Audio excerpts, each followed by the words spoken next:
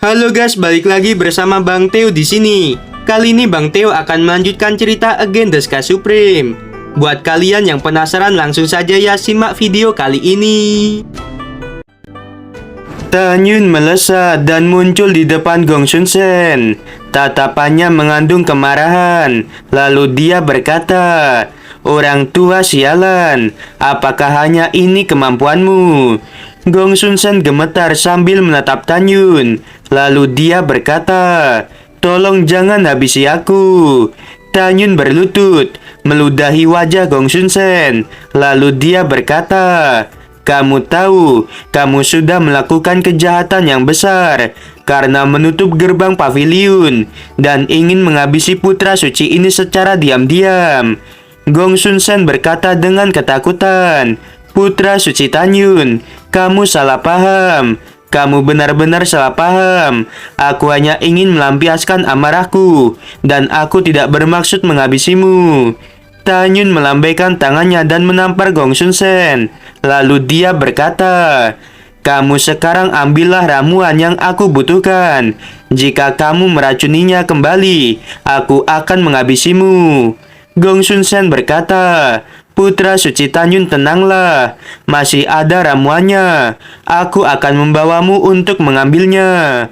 Gong Sun Sen menahan rasa sakit dan berdiri. Lalu dia berjalan ke atas bersama Tanyun. Mu Mengyi dan 5 orang lainnya juga mengikuti. Setelah tiba di lantai ke-6, Gong Sun Sen membuka ruang rahasia. Di dalamnya ada taman yang sangat luas, di mana ada banyak sekali bunga, rumput liar dan ramuan tingkat atas. Mata Tanyun tampak gembira. Lalu dia berkata kepada Mu Mengyi dan yang lainnya, "Kalian tidak perlu malu, ambil semuanya." Sue Xian mengeluarkan kantong ramuan dari cincin Qiang Kun dan dengan bersemangat mengumpulkan ramuan. Mu Mengyi, Song Xiao, Huang Fuyu dan Toba Yingying, mereka juga langsung ikut mengumpulkan ramuan. Gong Sun Sen sangat marah sehingga dia memuntahkan seteguk darah.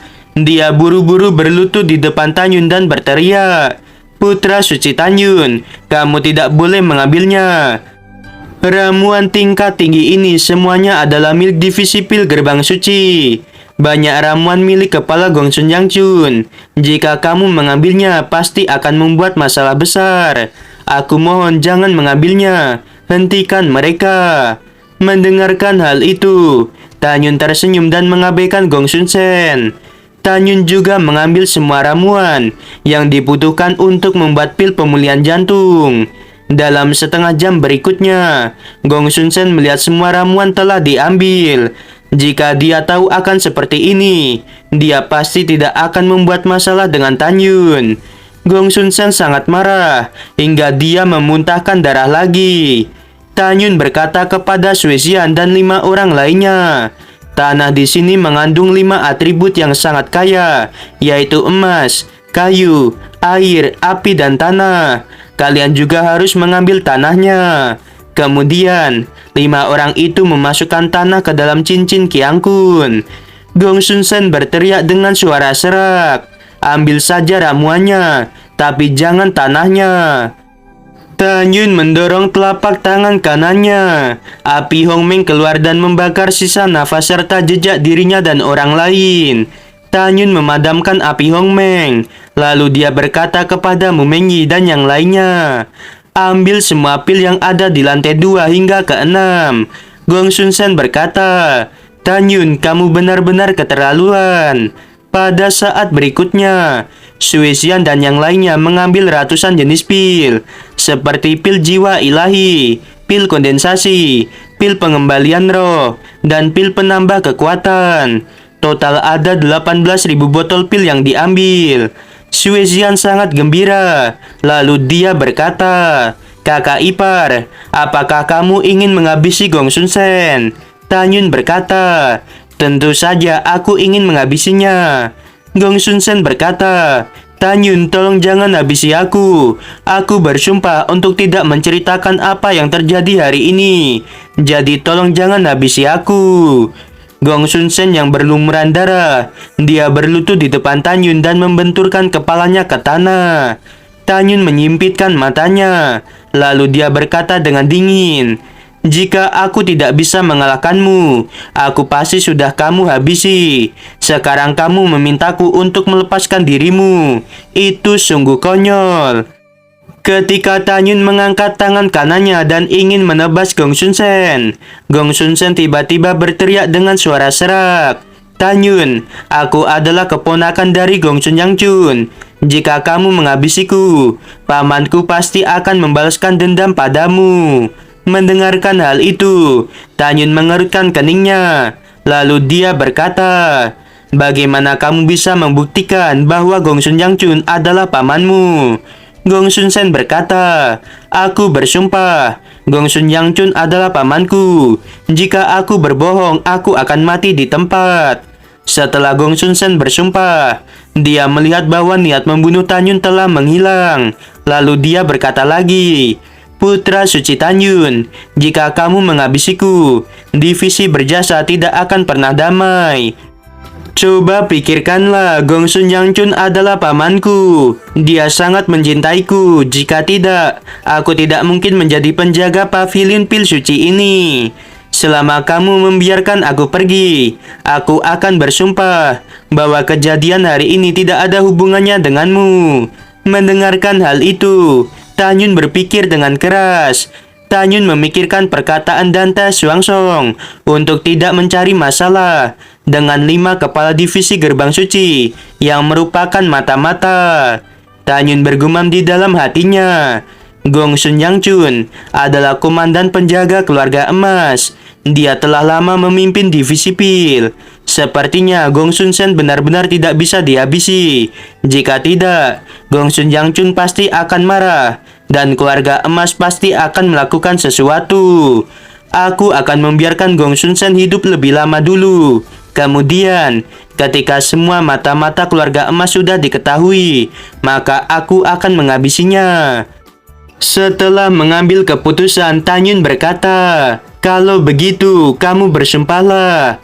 Apa yang terjadi hari ini tidak ada hubungannya denganku, serta tidak ada hubungannya dengan divisi berjasa.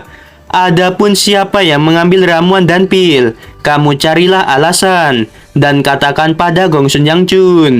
Mendengarkan hal tersebut, Gong Sun Sen langsung bersumpah. Lalu Gong Sun Sen berkata lagi, "Putra suci Tanyun, aku akan antarkan kamu pergi." Tanyun berkata, "Beri aku semua batu roh yang kamu miliki." Gong Sun Sen berkata, "Hasil penjualan ramuan dan pil sudah aku serahkan pada pamanku. Aku bersumpah tidak punya batu roh lagi." Tanyun berkata, "Dasar tidak berguna." Pada saat yang sama, di luar pavilion pil suci dipenuhi dengan puluhan ribu murid dari 9 divisi. Di depan para murid itu, ada Zhao Wansa yang merupakan putra suci dari penegak hukum. Di sampingnya ada wanitanya yaitu Fan Qingyu. Di antara puluhan ribu murid itu, ada orang kuat yang berada di alam jiwa ilahi tingkat ke-8 hingga tingkat ke-9. Sejak pembentukan divisi berjasa, 9 divisi lainnya sudah menetapkan bahwa divisi berjasa adalah musuh mereka. Bagaimanapun, semua divisi memang sudah saling bermusuhan sejak dulu. Terutama ketika Tanyun berada di gerbang abadi dan menjadi murid yang terkuat. Selain itu, saat uji coba di medan perang para dewa, divisi berjasa sangat mendominasi. Dua hal ini telah membuat murid 9 divisi lainnya cemburu. Apa yang membuat 9 divisi itu semakin kesal adalah karena sekarang 9 dari 10 murid jenius yang berada di gerbang luar, mereka memilih untuk masuk menjadi murid divisi berjasa gerbang dalam. Kejadian itu membuat marah para pejabat dan murid 9 divisi gerbang abadi dan gerbang suci. Jika itu terus berlanjut, gerbang dalam, gerbang abadi, dan gerbang suci akan didominasi oleh divisi berjasa. Sebelum Tanyun menjadi murid divisi berjasa gerbang suci, 9 kepala divisi gerbang suci, mereka memberi perintah kepada para tetua bahwa selama ada murid mereka yang bisa menghabisi Tanyun tanpa melanggar aturan, murid itu akan diberi hadiah. Setelah mendengar kabar bahwa Tanyun memasuki kota gerbang suci, semua murid yang berbelanja dan bermain di kota berkumpul di luar pavilion pil suci. Jika Tanyun muncul, mereka akan mencoba menantang Tanyun. Tetapi pada saat ini, ketika puluhan ribu orang melihat bahwa gerbang pavilion pil suci ditutup, mereka semua menjadi khawatir. Secara alami, mereka tidak mengkhawatirkan keselamatan Tanyun, tetapi khawatir Tanyun dihajar sampai terluka parah oleh murid divisi pil yang menjaga pavilion pil suci. Jika demikian, mereka tidak bisa menantang Tanyun. Adapun apakah Tanyun akan keluar tanpa cedera, semua orang berpikir itu sama sekali tidak mungkin. Dalam hati mereka, Tanyun seperti domba yang masuk ke dalam mulut harimau. Tepat ketika semua orang sedang berpikir, gerbang lantai pertama pavilion pil suci perlahan terbuka. Semua orang tercengang. Mereka melihat Tanyun dan kelompoknya keluar dari pavilion sambil berbicara dan tertawa. Kemudian, suara hormat Gong Sun Sen datang dari pavilion pil suci. Aku mengucapkan selamat jalan pada putra suci Tanyun. Semua orang terkejut. Tanyun tidak hanya keluar tanpa cedera, tetapi juga Gong Sun Sen memberi dia ucapan selamat jalan. Ketika semua orang ragu, Shawansa menunjuk ke arah Tanyun dan berkata dengan marah, "Tanyun, kamu beraninya menyakiti wanitaku. Putra suci ini akan menantangmu hari ini. Jika kamu tidak setuju, kamu tidak akan pergi dengan hidup-hidup hari ini." Begitu Shawansa berbicara, ada suara kegembiraan yang tak terhitung jumlahnya di antara puluhan ribu orang. "Tanyun, kami ingin menantangmu. Aku ingin melawanmu sampai mati. Tanyun, jika kamu memiliki kemampuan, kamu harus bertarung." Weh, dan guys, ini puluhan ribu orang kayak lagi antre beli tiket Piala Dunia. Ya, kita tunggu di next episode. Semoga Tanyun bikin nyali para murid itu menciut. Oke, sebelum video berakhir, Mimin mau bilang, sungguh membagongkan. Terima kasih.